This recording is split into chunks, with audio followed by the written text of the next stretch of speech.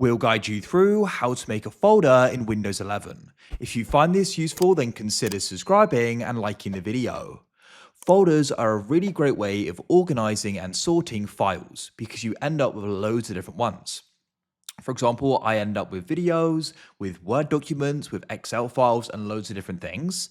And especially if you're at school or work or you're doing something else, it's a great way to go and sort them out. Because, for example, I could have a folder for school, and then within that school folder, you can have subfolders, essentially just more folders, which could be by subject, like math, English, science, you go and get the idea. And for example, with YouTube, I go and have different folders for different videos. So it's a great way of going and organizing things.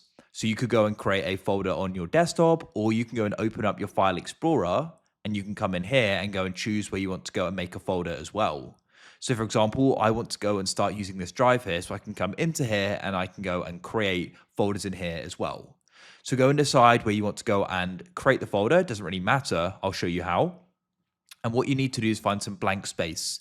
We don't want to go and be clicking on any other files by mistake. So for example, I've got some right in the middle here. So you can then go and right click and you'll go and see a list of options and you want to go and find new. And you can do the same thing in File Explorer. Right click in some blank space, find new, and you can then hover over it. I'm going to do it on my desktop in this case though.